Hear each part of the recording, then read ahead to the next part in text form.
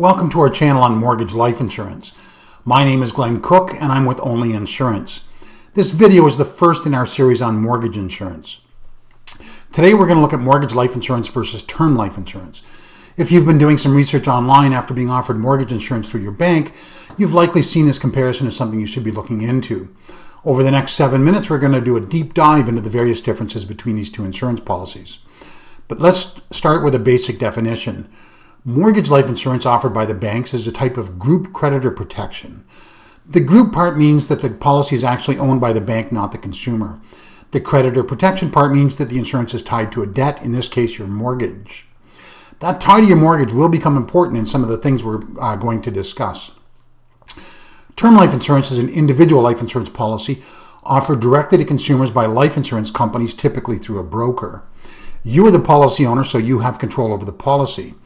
The term part of term life insurance means that the premiums are level for a specific period of time or the term, which is generally 10, 20, or 30 years. Because it's an individual policy, term life insurance is not specifically tied to a debt, even if debt is the purpose behind purchasing the coverage. With the definitions done with, we're going to look at three primary differences between mortgage life insurance and term life insurance: price, benefits, and claims payment. Let's look at price first because that's an easy comparison. It's just numbers. I took a male age 46 for $500,000 of coverage. Mortgage life insurance through the banks ranges in price from $200 to $220 a month. A 20-year term policy, on the other hand, can be had for about $85 a month. That's a huge difference.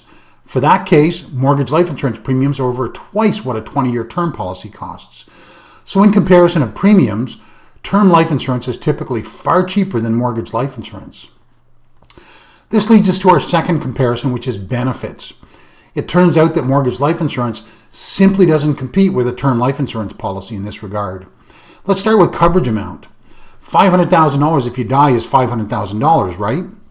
Well, not so fast. A term life insurance policy maintains that $500,000 of coverage level for the duration of the insurance policy. Not so with mortgage life insurance. With mortgage life insurance, your coverage goes down as you pay down your mortgage. You end up paying the same premiums for an ever-decreasing amount of coverage. Next, let's look at premium guarantees. Term life insurance has premiums that are guaranteed to be level for the term of the policy. Again, that might be 10, 20, or 30 years, depending on the type of policy you select. Mortgage insurance premiums are level for an undefined period of time. They're level to the earlier of either you paying off your mortgage or until you switch banks for your mortgage.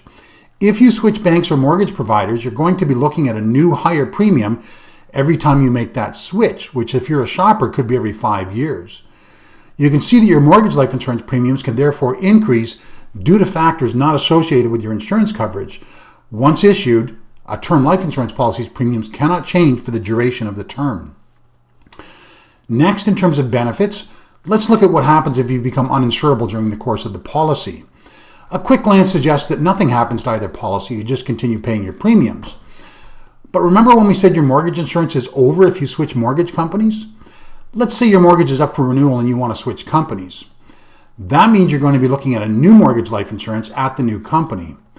But wait, we just assumed that you've become uninsurable, which means no new mortgage life insurance. That's right, you can lose your life insurance entirely if you become uninsurable and switch providers. Again, because term life insurance isn't specifically tied to your mortgage, there's no change in the event you become uninsurable. But there's another big difference. Term life insurance has a very important benefit that mortgage life insurance does not. That benefit is called conversion. Conversion lets you exchange your term policy for a permanent lifetime policy and get healthy premiums without taking a medical exam. That's right, you can swap your policy for a lifetime policy, no questions asked, no matter how uninsurable you are. So if you become uninsurable with mortgage life insurance, you could be in a position of losing your life insurance coverage just because you switch providers. With a term life insurance policy, you actually have the option of extending coverage for your entire life without a medical exam. Another important difference is your beneficiary. With mortgage life insurance, if you die, the beneficiary is your bank, so I guess that's nice for them. With a term life insurance policy, you define who your beneficiaries are, often your partner. Now, I've saved the best or perhaps the most horrifying for last. It has to do with the probability of claims payment, or what happens when you die. In this comparison, we don't actually have access to published numbers, so we're going to use common sense and experience. Nevertheless, what I'm about to step you through has been documented by independent authorities such as CBC Marketplace. Mortgage life insurance uses what's called post-claim underwriting. That means that when you purchase the insurance, no underwriter actually looks at your application. It just gets filed and you start paying premiums. They don't pull the application to review it and decide if the coverage is even valid until after you die.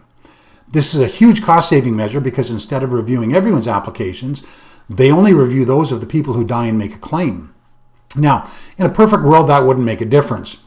But if you're answering these medical questions with the assistance of your local bank staff, there's a pretty good chance that you could screw up. And when do we find out that you screwed up? After you die and the insurance company looks at your application and pulls a doctor's report. That's the post-claims part. And if they deny the claim, what's your recourse? Well, not much, given that you're dead. By contrast, with term life insurance, you'll do a medical history interview with a trained person from a paramedical company over the phone. Next, an experienced underwriter will review all the documentation and your history before the policy is issued. If there's a mistake, they should find it and be able to clarify it before they even issue the policy. The end result of this difference in underwriting is that mortgage life insurance policies have a much higher probability of denying claims than a term life insurance policy. Again, we don't have published numbers for this, but we do have experience and things like CBC Marketplace exposés that have documented this. So there you have it. Term life insurance wins hands down over mortgage life insurance. It's got far cheaper premiums, far better policy benefits, and is more likely to actually pay out. If you'd like to look at term life insurance to cover your mortgage instead of mortgage life insurance, I'd encourage you to visit mortgageinsurance.ca. There you can compare term life insurance prices for different policies, look at adding critical illness insurance, and actually apply right online through the website. You can go there now by clicking on the mortgageinsurance.ca logo at the bottom of this video. Thanks for watching, and we'll see you next time.